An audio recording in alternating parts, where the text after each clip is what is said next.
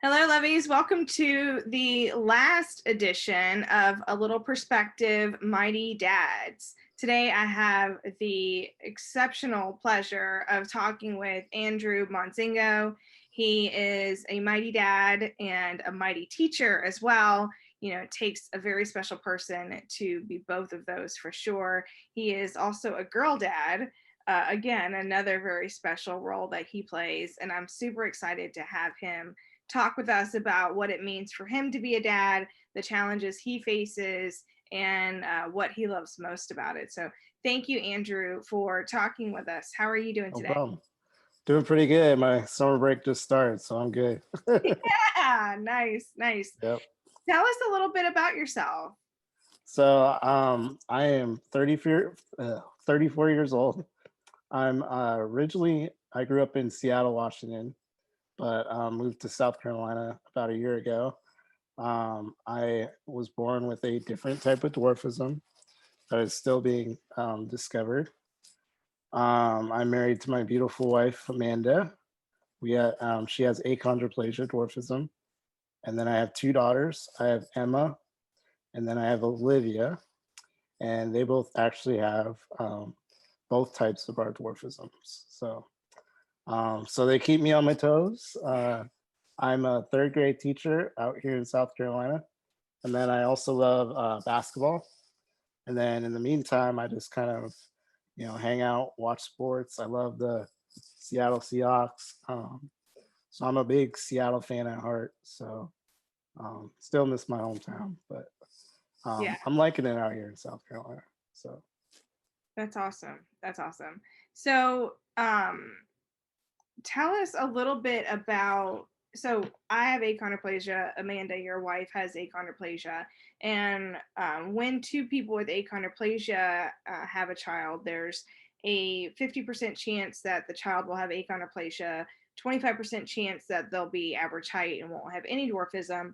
But then there's also a 25% chance that they will receive both genes, which can be fatal. So, with you having a different kind of dwarfism, was there any kind of a double dominance concern, or what were y'all's concerns going into pregnancy? so with our oldest Emma, we really, with my genetics, we really didn't know what we were kind of. It was all new territory Mm-hmm. because they really didn't know if I had achondroplasia or not. So we didn't know if we would have that lethal, chance. Mm-hmm. So it was actually initially after she was born that I was able to get accepted to get more genetic testing done along with Emma. And they found out that Emma actually has a combo of my wife and I's dwarfism, Mm-hmm. but not like the lethal type that you were mentioning. Yeah. But also, genetics have been finding that yes, there's the lethal, and then there's a non-lethal double dominance that can happen. So it's all very confusing. It's new territory for a lot of people. And then we think our newest, Olivia, she actually has the same as our oldest, Emma. But they think that Olivia might be coming more dominant on my side, but still have the double dominance kind of going on. So Yeah. a lot of doctors have said it's kind of like a fight. Well, as they grow older, like which one's going to be more dominant over the other, but still have somewhat of the traits there from the other type. So it's all it's new water for us because it could be like the first type that because I'm somewhat new. It could be a brand new type, like having mine mixed in with my wife's achondroplasia. So definitely new waters, new territory that we're dealing with. So yeah. Yeah, that's really new and interesting, and it's interesting. So there's hundreds, 300 to 400 types of Mhm. dwarfism, and then for you to have yet another one, it's really, really, genetics are really interesting. So Yeah, and it's funny because some of these like the genetics appointment for our second daughter, like we moved out to South Carolina, so we were dealing with like a whole different team. Oh, So yeah. we were kind of kind of teaching up some of these doctors and making sure that they knew what they were kind of dealing with, and that's something, too, that little people can run into. A lot of these specialists might not be very familiar with dwarfism and the genes and all the genetic information that goes along with it. So Yeah, in fact, it's probably more common for them not to understand or to know. And mhm. so, we see in the groups on Facebook and in LPA and such that we very much are the ones educating them, and which makes you a little bit nervous because you kind of need somebody to be the Yes. expert. Yes, it's tough when you think like you're the expert and the doctor's not, and Yeah, kind of makes you a yeah, little nervous a little bit at the same time. So for yeah, sure. Did you always want to be a dad? Did you always know you were going to be a dad? I always wanted to like have a family and get married, live that kind of lifestyle, just like growing up with my parents and like my friends, like my older cousins growing up and watching them, you know, have kids. And then, it's that next phase of life. Like I was maybe in high school and college, and my older cousins were, getting married and starting to have their families. So I'm like, okay, well, I'm at this phase of my life. Okay, that's the next phase, Hmm. that I'll go on and do. And sure enough, I did. So yeah, I always wanted to, you know, grow up, raise a family. My parents, taught me, awesome values, and I feel like I'm, you know, hopefully making a difference in a lot of people's lives, and I hope to have that, you know, same impact with my daughters. So, Hmm. Hmm. So, how did you and Amanda meet? so we actually met at we met through social media. I think it was like MySpace back then, back in ancient times before Facebook. But we met through messaging back and forth. She's from Santa Fe, New Mexico. We wanted to put together a basketball team for the Seattle conference, and I was living in Seattle at the time. The plans really didn't, take part, and we didn't put a team together. We ended up playing against each other, um, and then after that convention, we stayed in touch a little bit, and then right around the Christmas time after that, she really wanted to come out and see me, and we wanted to kind of get to know each other a little more and Hmm. spend some time talking, things like that. So she came out for Christmas, and the funny story about all this is we kind of knew, like, okay, there's something there. Hmm. So we love Pixar movies, and the movie that was out around that time was Ratatouille. So I didn't really ask for the movie, and she really didn't ask for the movie. So I got her the movie for Christmas. Well, come Christmas time, my wrapping, you could definitely tell it's a DVD. Hers was, I think, in a bag, so you couldn't really tell. So she kind of was like, I think we got the same gifts. And I was like, okay, we'll see. So we decided to open up like one, two, three at the same time. Sure enough, she got Ratatouille and I Oh got man. Ratatouille. So we both like were laughing for like a good couple minutes. So we kind of knew, oh, there's something there. So it's Yeah.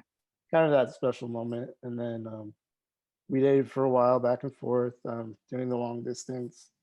Went to her prom and formals and things like that. And I was just beginning school, college.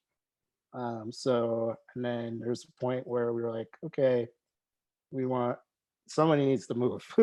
you know, we knew like long distance. It was, we did it for I think a good year and a half. And we're like, okay, now we want to make sure we kind of know each other a little more, like our differences maybe in our moods and things like that in person.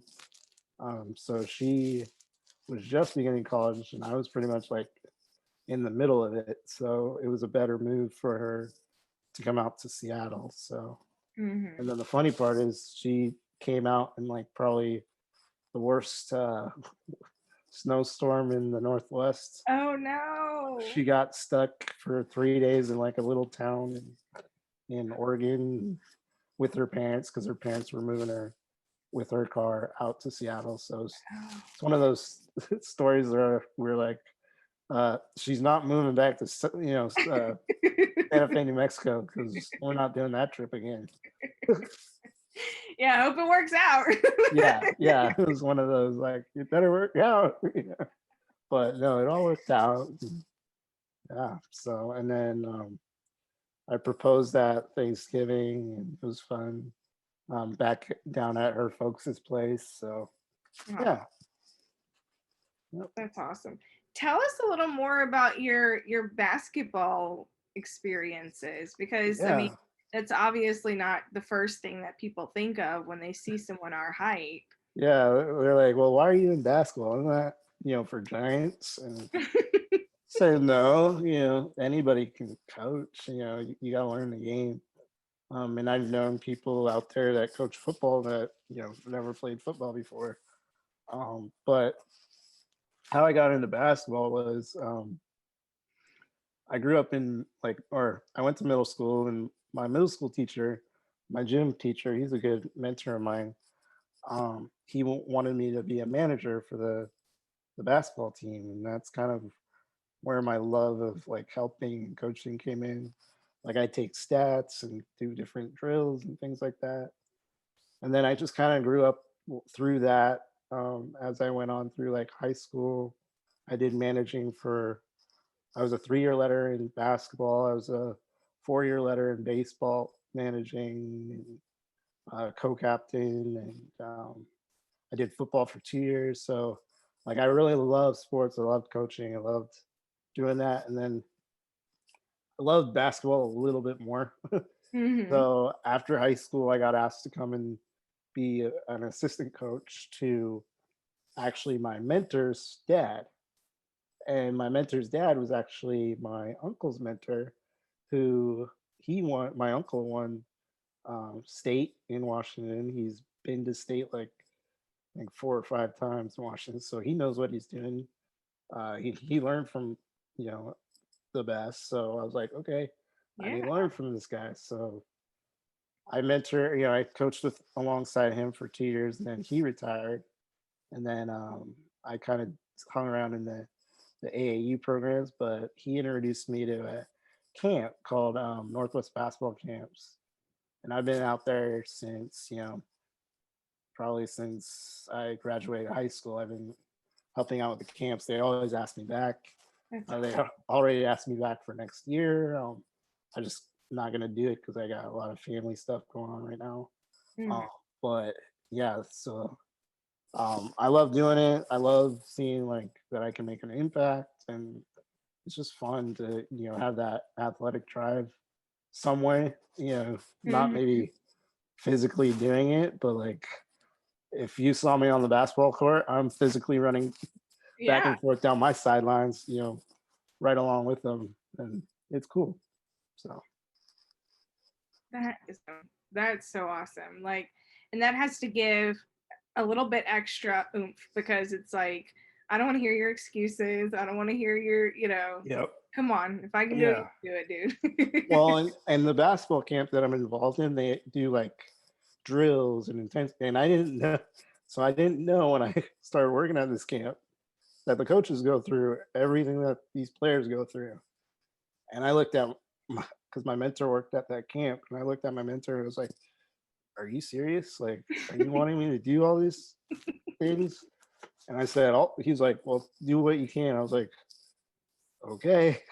And first summer, I almost killed myself, but because it was a lot. But I got through it, and after I worked one summer, like I could kind of push myself, but at the same time make sure I wasn't gonna hurt myself. So Hmm.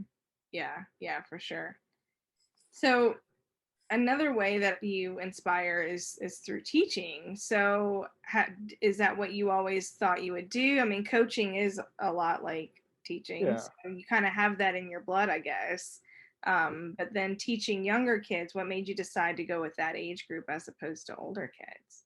So my growing up, my dad was a teacher, PE teacher, high school. A lot of my uncles were teachers in high school, PE. And then a couple of my uncles were preachers. So I was like, okay, I grew up with a lot of the teachers, seeing classrooms, doing things like that, but more the high school level. Um, Elementary, I think I kind of got more comfortable with that because of my training and going through and making sure, is this right fit for me?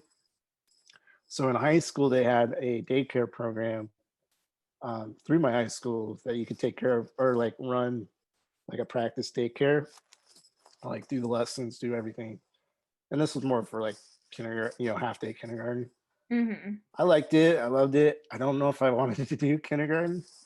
Um, so after high school, I coached a lot, and then I did schooling, but I didn't know if I really wanted to be a teacher yet. I had different, you know, avenues of where I wanted to do what I wanted to do. But everything kept going back to I wanted to work with kids. I wanted to teach. So I decided to work at the Y in childcare before and after school, so I could kind of get that management down with the kids and see, am I going to be comfortable with this? Can I do this?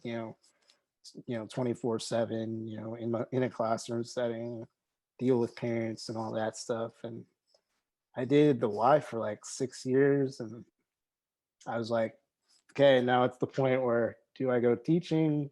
Do I stay with the Y? Because they were like wanted me to go into like administration and things like Mm-hmm. that. But I kind of knew the Y wasn't going to be like a career. So I wanted something more stable. Mm-hmm. So I decided to go after my bachelor's in education. So, and it's funny because my dad's like, "Oh, you're elementary," because he was high school. So, and I kind of wanted to do something where I wasn't focused on one subject. I wanted to make sure, like, hey, I can teach math, science, reading. Yeah. Kind of had that mixture in my day, and it's not Yeah. as repetitive. So, Yeah. Yeah. I could see that. I could definitely see that. yeah. So what's the first day of school like? The kids come in and then they see you, like, how do you address that? What's your angle? So normally before school starts, they have a like meet the teacher. Mm-hmm.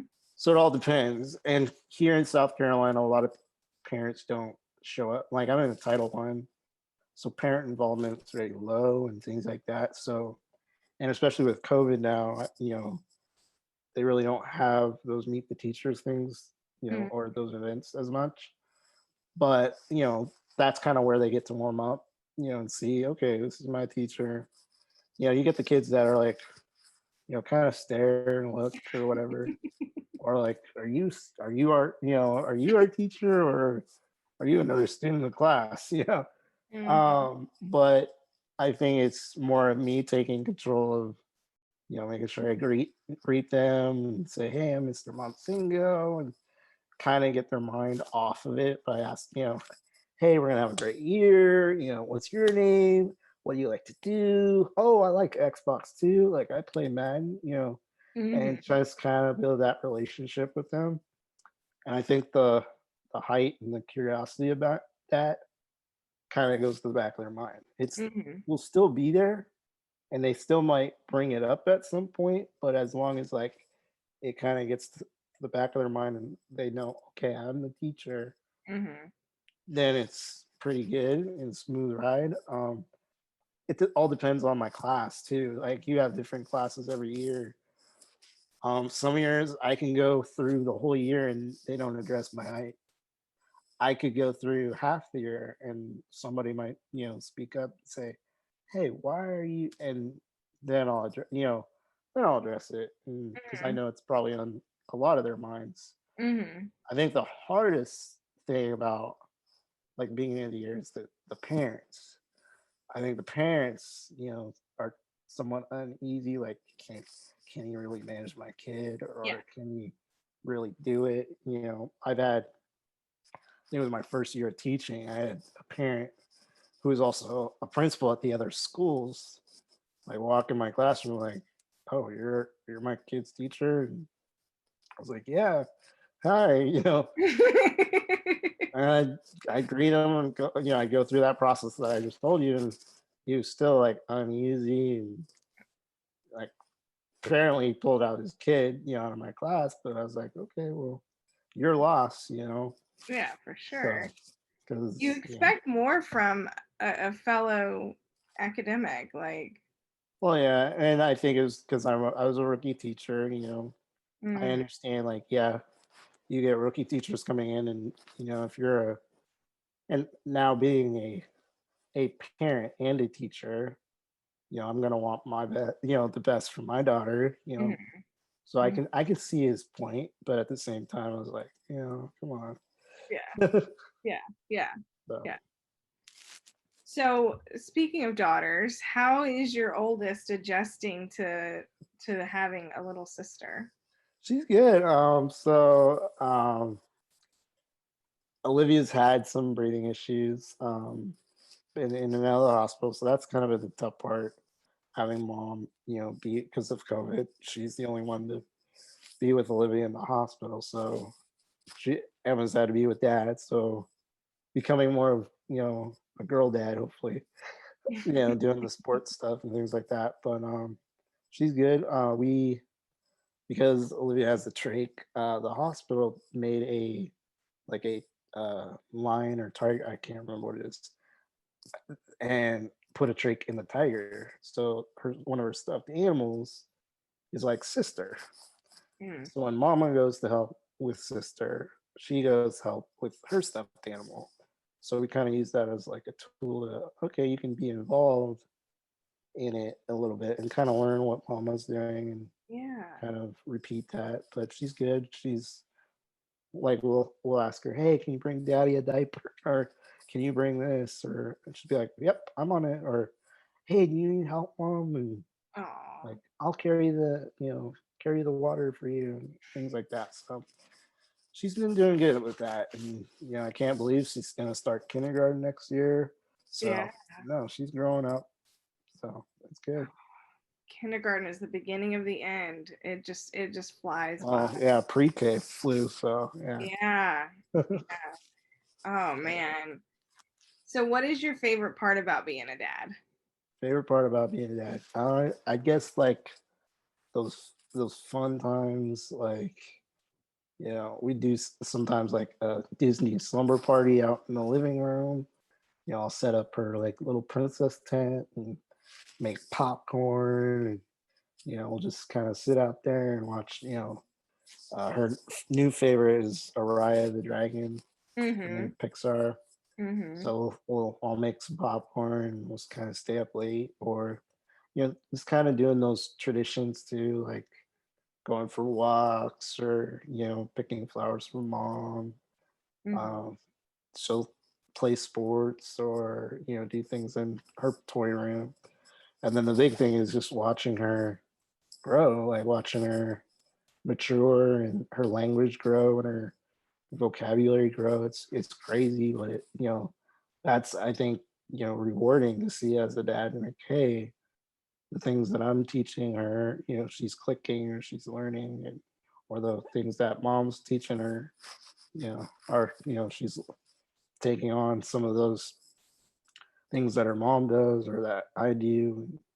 She's learning how to do that herself. So Yeah. yeah, Yeah. To see them come into their own and be like small adults, like to yeah. have opinions and Oh to yes. Oh yes. No. Or yes. Getting a lot of no's lately. So. yeah, yeah, And the hard part now is she's on summer break, so making sure we have activities planned and yeah. making sure she's still learning and building on those skills that she learned from pre-K. Hmm. That way she doesn't lose them. So yeah, That's awesome. yep. what advice would you give to a new dad? A new dad. So a new dad, I would say number one, work with your spouse. Make sure you're on the same team, because it's a team process. And everything that you're doing might not work the first time. Mhm. It could be a trial and error thing, and sometimes it'll work. So just keep working together. I would say that's number one. Number two, making sure that you build that independence in your child, making sure that they have the chance to grow and watch themselves, that they can do it, but knowing that you'll be there to help them or motivate them. That's going to be, the number one. You know, don't say, "Oh, you can't do it." More Mhm. like, "Hey, let's try to see, can you do it this way?" Making sure that they kind of have an option, Mhm. and then just encourage them throughout their learning and their process of growth, and then just being there. So I would say those would be like the main things that I would say to any dad, and then of course have a sense of humor. So yeah, Yeah, yeah, that's definitely important to be able to yes, laugh at yourself for sure. yes, and knowing that you're going to make a mistake along the way too, and Yeah. your child will pick up on it. Yeah. Right, Watch right. that language sometimes. But I don't think she picked up any bad words from me. Oh. I don't think so. We'll see. Not yet. Yeah, yeah. The funny thing is when they say it, but they like use it correctly, Yes. it don't it feels like strange. Like you get on Well, to them, but it's like, but you used it right. well, and she's growing up. We have family here in South Carolina, and one of her aunts is a big talker. Like talks a lot, and they have a lot of conversations. So like the other day, she had spent a lot of time with her aunt. I came home and I sat down. Emma comes around to me and is like, "Daddy, can you do me a favor?" I've never heard the word favor come out of her mouth.